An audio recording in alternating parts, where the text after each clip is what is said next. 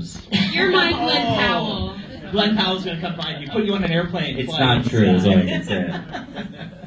But you should totally post that of Nat saying that and see what he Exactly, right. We're going to start a social media battle right here. I love it. Well, Lucy, you said that you're in your rom-com era. That's sort of what you've been saying in interviews. I've been saying that for years now. I guess it's just like who I am. I love these movies. I've always loved them. I grew up watching them. Right. There's something about them. And Peter, we were just talking about this, not backstage, wherever we were, back there. We were talking about how we just want to make movies that people come revisit. And I think that's such a beautiful way to look at rom-coms, because they are the ones you want to watch, hopefully, over and over again. Right? You'll see this movie. You're going to go see it every day next week, right? This Friday, and the weekend, Saturday, Sunday, right? Exactly. Well, let's talk about this rom-com in particular. What drew you to it? What was the thing that interested you? I think I answered this question last time. I want to hear your answer. He looked right at you when he asked. Do you want me to? I'll answer first. Oh, it's coming to that next. No, Don't worry. I'll answer first. This is your rom-com era. Yes, of course. Other than working with Nat, and then working with Peter. Peter and I did the hating game with each other a couple of years ago, and Peter's the best, so I wanted to work with him. But I also just loved this story. I loved the book. I loved that the movie kind of starts where other rom-coms end. Like, they hook up at the beginning, and you're just like, okay, well, what's the rest of the movie going to be like? But we got to play all different versions of ourselves, and we got to just be different versions of our character, which you don't always get to see. You usually are just with the current version of whatever you're playing. So, and it was Nat's idea to intercept the flashbacks, which was like a last-minute script change. But now I'm hearing it was your mom's idea? Does Nat need script credit now? Is that what's happening? Well, no, Nat can say it was his idea, but apparently it was your mom's. I feel like I'm getting put on blast. I went to this Q&A. I thought it was going to be a friendly Q&A, and it seems like it's a brawl.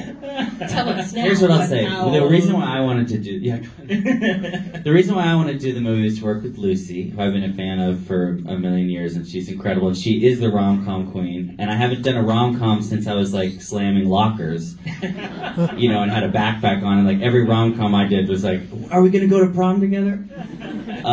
So I was happy to have a daughter and to be a person that was my age. Not that I have a daughter, but it was nice too. This is a good time to announce. Yeah, right, exactly. Bring her out. And Peter, I met Peter when I was 15. I did my first movie, and he was working on it, and he was actually working on it as an assistant. And now he's a big-time director, and I was excited to work with him. So give it up for Peter.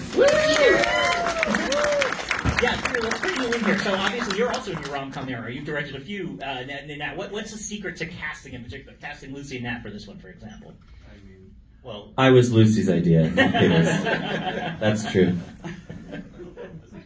Is this on? Can you hear me? These two are just so fantastic and wonderful. Like Nat was saying, we go way back, and I've been following his career and just love his trajectory and the choices that he's been making.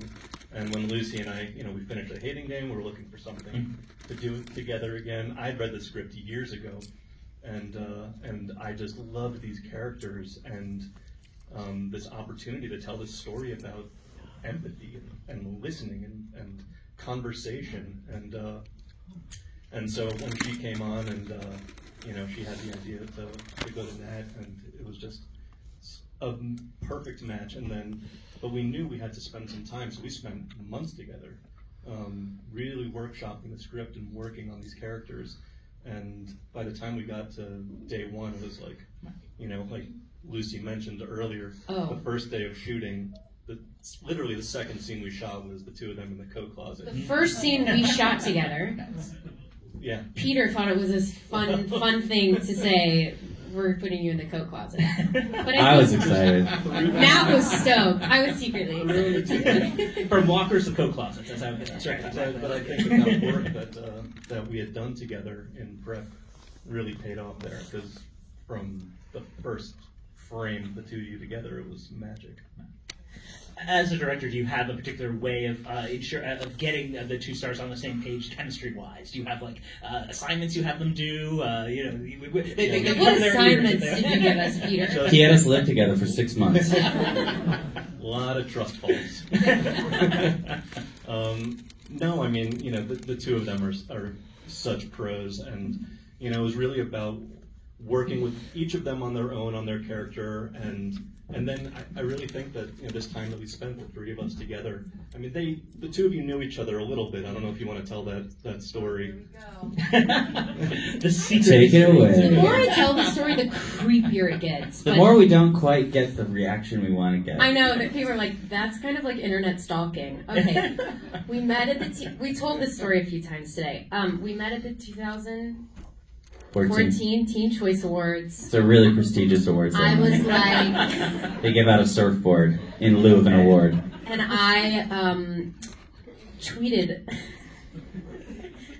It's At creepy. at two- I tweeted about Nat like At really 2:18 late a.m. in the night at like 2 a.m. I was Early like, morning. Nat Wolff might be the cutest, and The he, might really pissed me off. but he responded with, "I liked your speech," and I was like, okay, cool. That didn't really go how I thought, and then I was in a relationship and that was a girlfriend-approved tweet back. yes, so he was loyal, and that's great. A couple years later, I worked with your brother Alex. Well, a couple of years later, I saw you hiking on Fryman, and I was That so was excited because 2 it years said ago. on Twitter, you said that I might be the cutest, and then I waved at you and I said, "Hey, Lucy," and she just looked at me and kind This of is looked not scared true. and kept It's walking. literally That not is true. completely true. Literally don't believe anything Nat's First of all, saying. stepping on my punchline. Second of all, it's completely true. Anyway, and here we are. And we made a movie. Fast forward. That was your assignment, trying to see reconstruct your history. I like it. There we go. Well, I definitely want to call it the scene in the amusement park because that's a great scene. I think one of the best scenes in the movie, and I think everyone I would want to would want to have their own amusement park to themselves. So tell me a little bit about that scene and finding that location and being able to have the run of the place. Does it actually run down?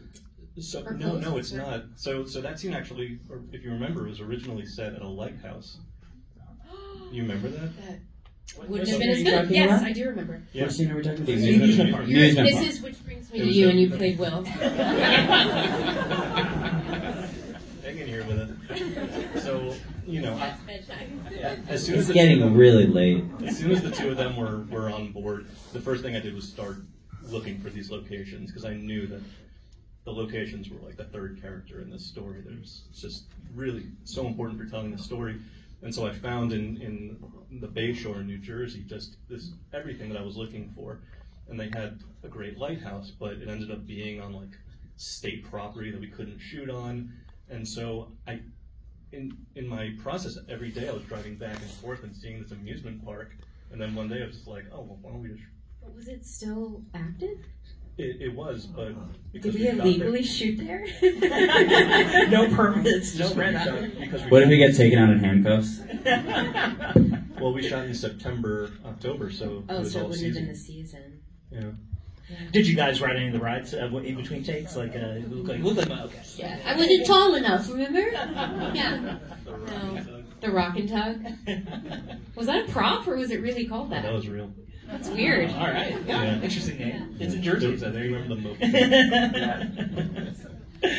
So Nat, you mentioned earlier about the what we find out about your character in the third act, that he has a daughter. He doesn't mention that earlier. That's it's a big bomb to drop on someone. How did you feel about that particular plot twist? How did you layer it building up to that scene where the revelation is? I loved it because I thought that the whole movie was, people forgiving themselves for their past relationships, and that was their way of connecting. And I like this idea that there's this thing that shouldn't be shameful of having this beautiful daughter that he loves, but for some reason in his romantic world it becomes something that he's ashamed of, and then through meeting this wonderful Lucy Hale, he realizes, that this is actually, it kind of is the most redeeming part of him.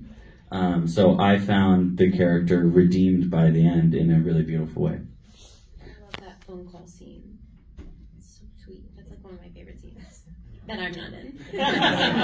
Just as a fan of the movie, yeah, you could say that. Well, Lucy,